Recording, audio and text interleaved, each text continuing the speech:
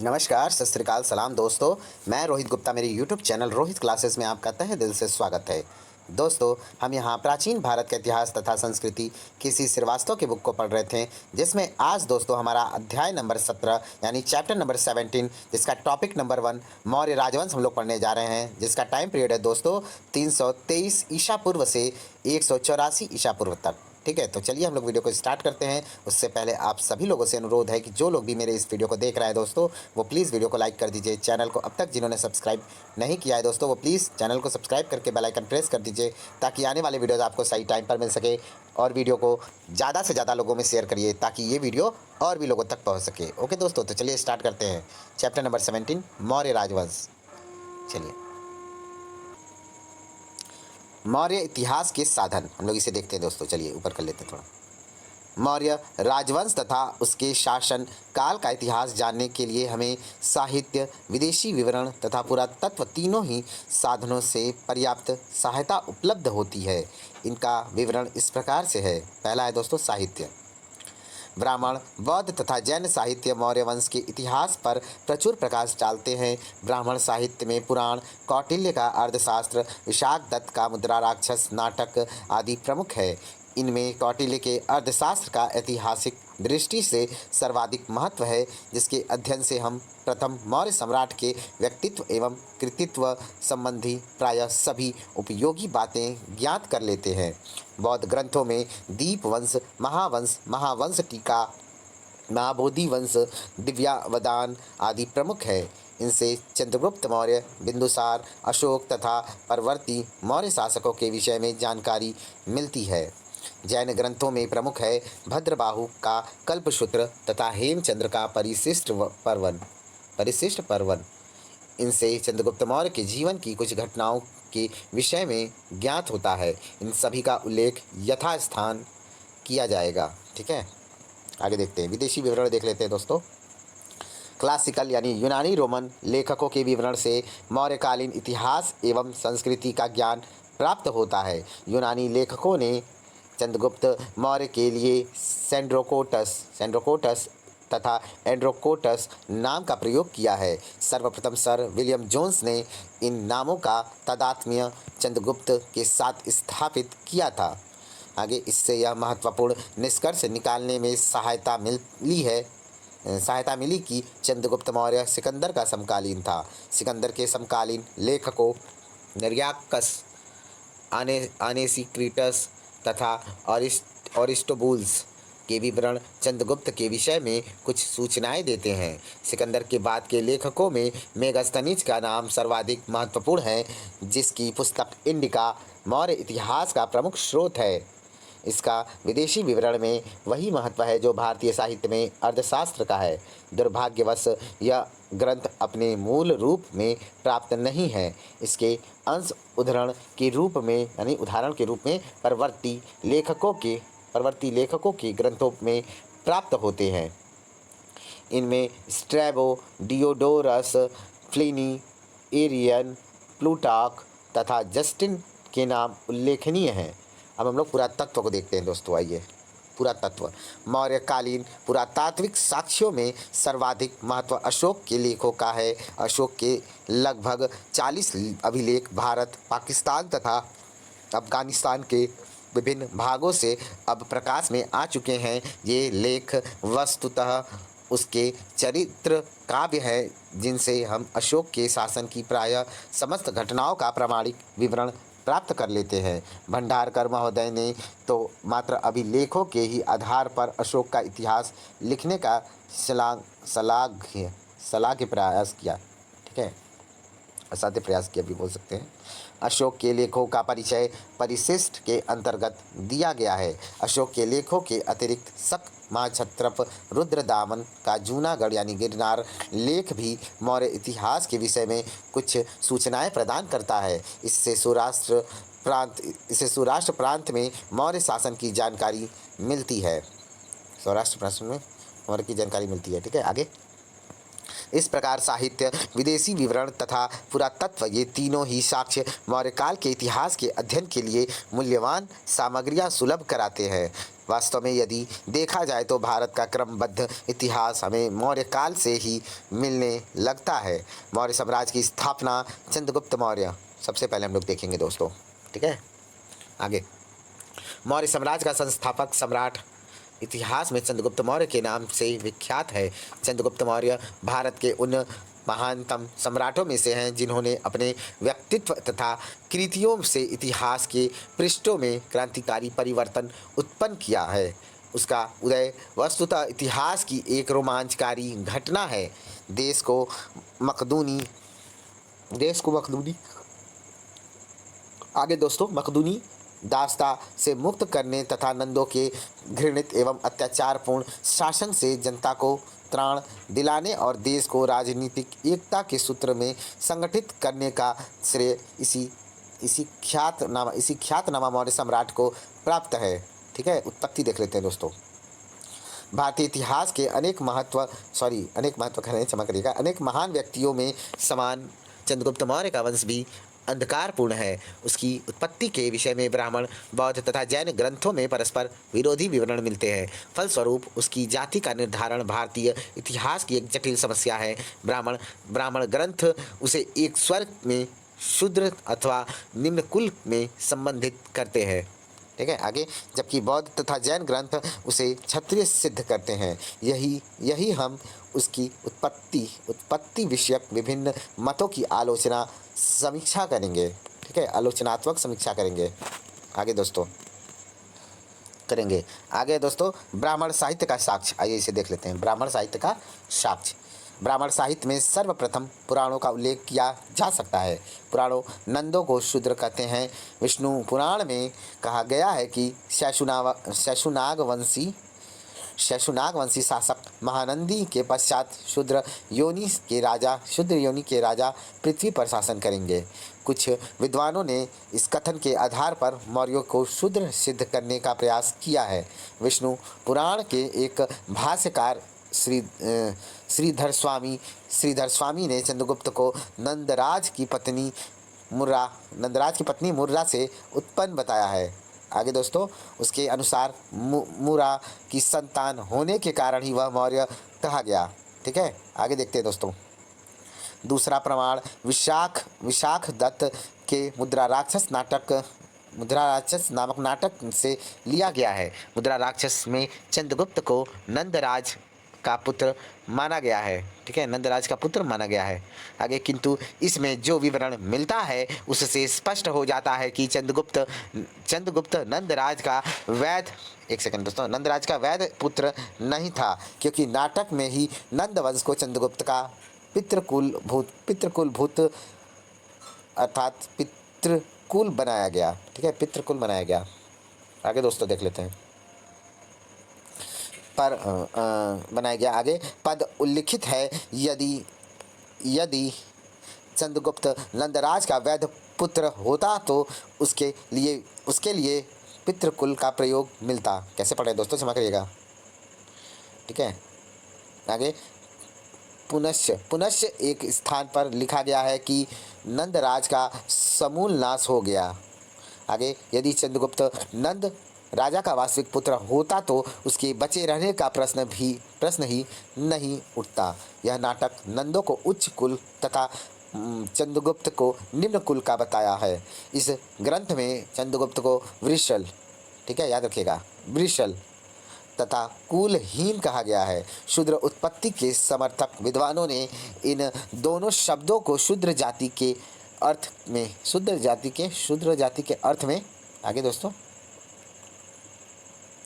जाति के अर्थ में ग्रहण किया है। 18वीं शताब्दी ईसा पूर्व के मुद्रा राक्षस के एक टीकाकार धुंडीराज ने चंद्रगुप्त को शूद्र सिद्ध करने के लिए एक अनोखी कहानी गढ़ी है।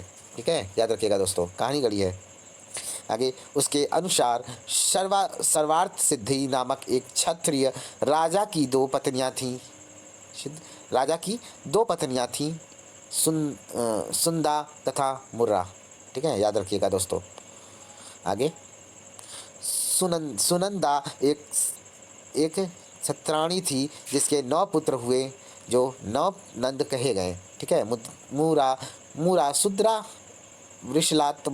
वृषलात्मजा थी, ठीक है। मूरा शुद्रा जो थी, ठीक है, इसका एक पुत्र हुआ जो मौर्य कहा गया। 11वीं शताब्दी ईस्वी के दो संस्कृत ग्रंथों सोमदेव कृत कथा सरित सागर तथा क्षेमेंद्र की बृहत कथा मंजरी में चंद्रगुप्त की शुद्र उत्पत्ति के विषय में एक विभिन्न विवरण मिलता है। इन ग्रंथों के अनुसार नंदराज की अचानक मृत्यु हो गई, ठीक है। बहुत शर्म की बात है दोस्तों। आगे देखते हैं। इंद्रदत्त नामक एक व्यक्ति योग के बल पर उसकी आत्मा में प्रवेश कर गया तथा राजा बन बैठा, ठीक है, राजा बन बैठा। आगे दोस्तों, तत्पश्चात वह योगनंद के नाम से जाना जाने लगा। एक सेकंड दोस्तों,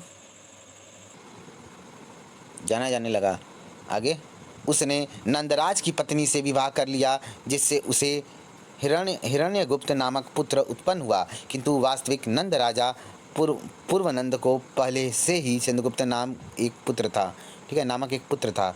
योगनंद अपने तथा अपने पुत्र हिरण्यगुप्त के मार्ग में चंद्रगुप्त को बाधा समझता था, जिससे दोनों में वैमनस्य होना स्वाभाविक था। वास्तविक नंद राजा के मंत्री शक्टार ने चंद्रगुप्त का पक्ष लिया, ठीक है, उसकी साइड्स को लिया।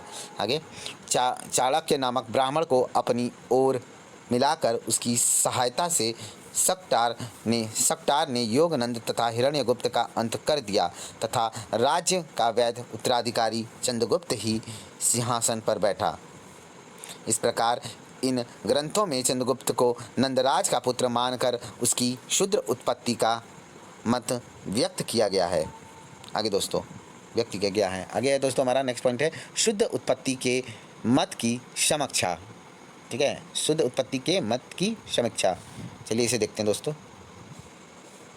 आगे दोस्तों, यदि हम सावधानी पूर्वक उपर्युक्त मतों की समीक्षा करें तो ऐसा प्रतीत होगा कि वे कल्पना पर अधिक आधारित है, ठोस तथ्यों पर कम।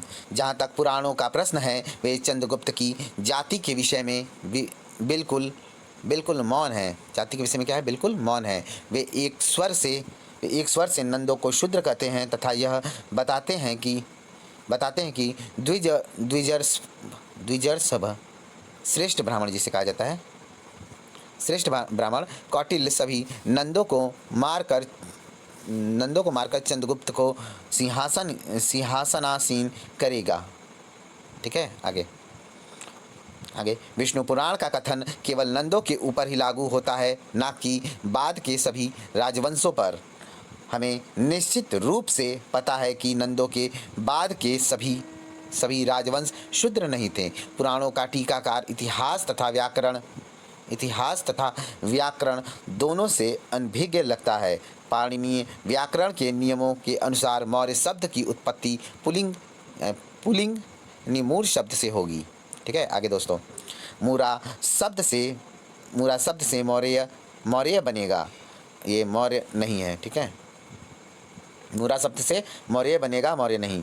आगे, मुद्रा राक्षस का साक्ष्य मौर्यों की जाति एक सेकंड दोस्तों,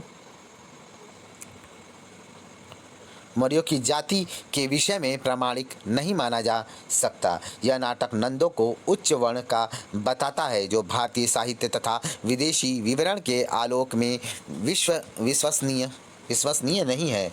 जहाँ तक वृषल तथा कुलहीन शब्दों का प्रयोग है, इनके आधार पर भी हम चंद्रगुप्त को शूद्र नहीं मान सकते। मनुस्मृति तथा महाभारत में वृषल शब्द का प्रयोग धर्मच्युत व्यक्ति के लिए किया गया है। मनु के अनुसार भगवान धर्म को वृष कहते हैं। जो पुरुष धर्म का नाश करता है, देवता उसे वृषल समझते हैं। अतः धर्म का नाश नहीं करना चाहिए।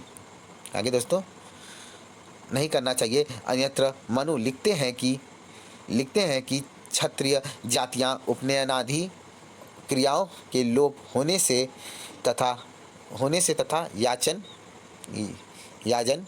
ठीक है, याजन अध्यापनादि के निमित्त आगे अध्ययन, एक सेकेंड, अध्यापनादि के निमित्त ब्राह्मणों को नाक देखने से वृषलव को प्राप्त हुई मुद्रा राक्षस में चंद्रगुप्त के लिए वृषल शब्द का प्रयोग अधिकांशतः चाणक्य द्वारा तथा एक स्थान पर राक्षस तथा दूसरे स्थान पर कंचुकी द्वारा किया गया है। ठीक है, आगे दोस्तों किया गया है। आगे चाणक्य इसे शुद्र अर्थ में काफ़ी प्रयुक्त नहीं कर सकता। वह चंद्रगुप्त को प्रेम पूर्वक ही वृषल कहता है। एक सेकंड दोस्तों, वृषल कहता है। आगे, नाटक में ही एक स्थान पर इस शब्द का प्रयोग राजाओं में वृष अर्थात सर्वोत्तम राजा के अर्थ में मिलता है। अतः हम इसे शूद्र जाति का बोधक नहीं मान सकते। इस प्रसंग में उल्लेखनीय है कि चंद्रगुप्त ने अपने जीवन के अंतिम दिनों में जैन धर्म ग्रहण कर लिया था।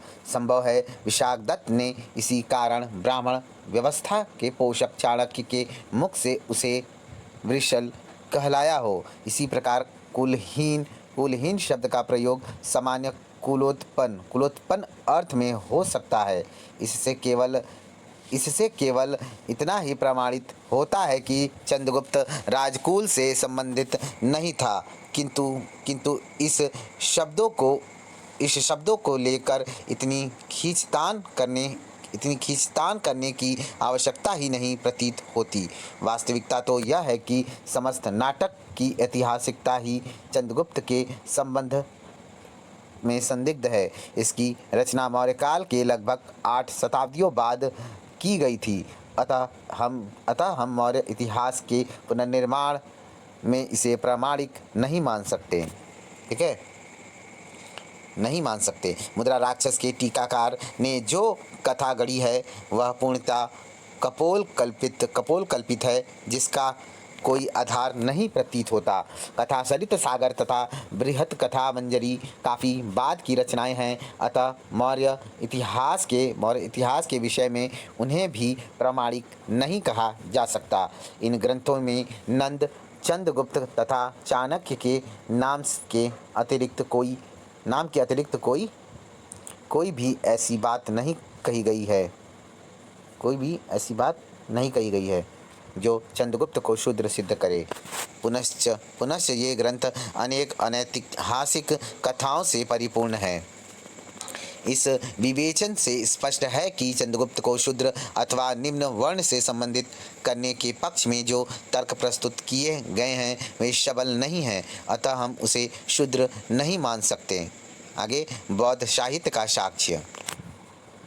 ब्राह्मण परंपरा के विपरीत बौद्ध ग्रंथों का प्रमाण मौर्यों को क्षत्रिय जाति से संबंधित करता है। यहाँ चंद्रगुप्त मौर्य क्षत्रिय वंश का कहा गया है। ये मौर्य कपिलवस्तु के शाक्यों की ही एक शाखा थी।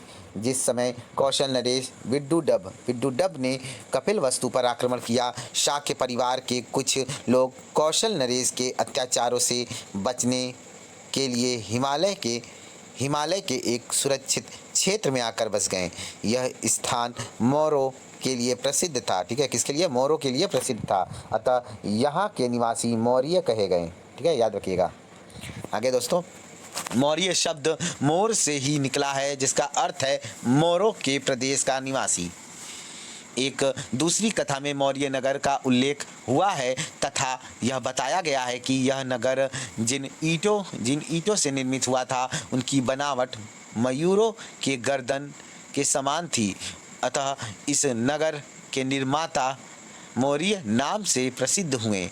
अनेक बौद्ध ग्रंथ बिना किसी संदेह के चंद्रगुप्त को क्षत्रिय घोषित करते हैं। महाबोधि वंश उसे राजकुल से संबंधित बताता है जो मौर्य नगर में उत्पन्न हुआ था। महावंश में चंद्रगुप्त मौर्य नामक क्षत्रिय वंश में उत्पन्न कहा गया है। महापरिनिम्बान सुत में मौर्यों को पिपली वन का शासक तथा क्षत्रिय वंश का कहा गया है। इसके अनुसार बुद्ध की मृत्यु के बाद मौर्यों ने कुशीनारा के मल्लों के पास उनके अवशेषों का अंश प्राप्त करने के लिए राजदूत भेजकर अपने क्षत्रिय होने के आधार पर ही दावा किया था। महापरिनिम्बान सूत्र प्राचीनतम बौद्ध ग्रंथ है, अतः इसे अपेक्षाकृत अधिक विश्वसनीय माना गया है। ठीक है, विश्वसनीय माना गया है। आगे दोस्तों, जैन साहित्य का साक्ष्य, आइए इसे भी देख लेते हैं हम लोग। इसमें हेमचंद्र का परिशिष्ट वर्णन सर्वाधिक महत्वपूर्ण है।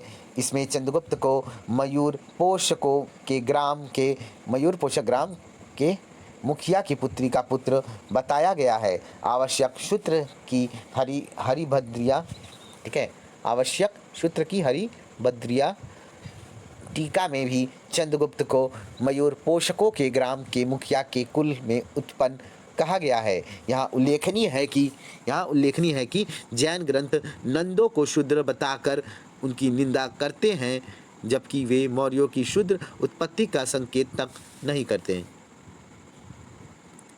आगे, इस प्रकार जैन तथा बौद्ध दोनों ही साक्ष्य मौर्यों को मयूर से संबंधित करते हैं। इस मत की पुष्टि अशोक के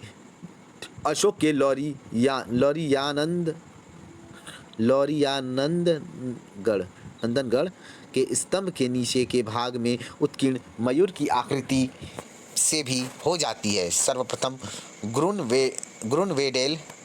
ग्रुनवेडेल महोदय ने यह बताया था कि मयूर मौर्यों का वंशीय चिन्ह था। इसी कारण मौर्य युग की कलाकृतियों में मयूरों का प्रतिनिधित्व देखने को मिलता है। मार्शल का विचार है कि सांची के पूर्वी द्वार तथा अन्य भवनों को सजाने के लिए मोरों के चित्र बनाए जाते थे। सांची के विशाल स्तूप में भी मयूरों की कई आकृतियां उत्कीर्ण मिलती है। आगे दोस्तों, विदेशी लेखकों का साक्ष्य, आइए इसे भी देख लेते हैं। क्या है भाई इसमें? सिकंदर के उत्तरकालीन यूनानी लेखकों ने चंद्रगुप्त के संबंध में जो विवरण दिए हैं वे यहाँ विचारणीय हैं। यूनानी लेखक उसे एंड्रोकोटस, सेंड्रोकोटस आदि नाम से जानते हैं। प्लूटार्क के विवरण से पता चलता है कि जब वह युवक था तभी स्वयं सिकंदर से मिला था तथा बाद में कहा करता था कि सिकंदर बड़ी आसानी से संपूर्ण देश को जीत लिया होता संपूर्ण देश को जीत लिया होता, क्योंकि तत्कालीन नंद राजा अपने कुल की निम्नता के कारण जनता में अत्यधिक घृणित एवं अप्रिय था।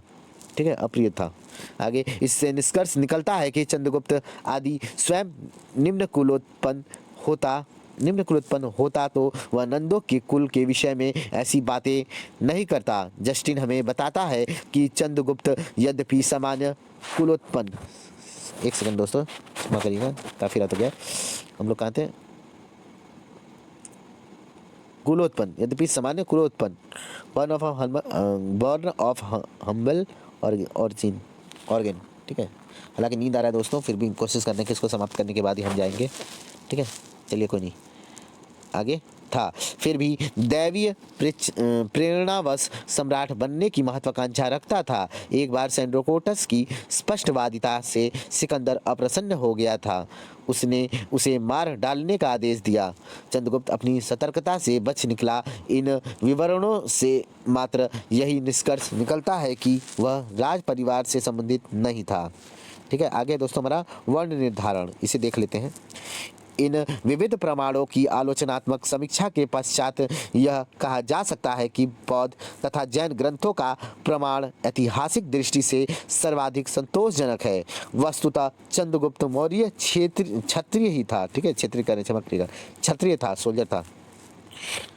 आगे दोस्तों, क्षत्रिय था। उसे शूद्र अथवा निम्न जाति सिद्ध करने के लिए हमारे पास कोई ठोस आधार नहीं है। सबसे बड़ी बात तो यह है कि चंद्रगुप्त का गुरु चाणक्य वर्णाश्रम धर्म का प्रबल पोषक था, जिसके अनुसार क्षत्रिय वर्ण का व्यक्ति ही राजत्व का अधिकारी हो सकता है।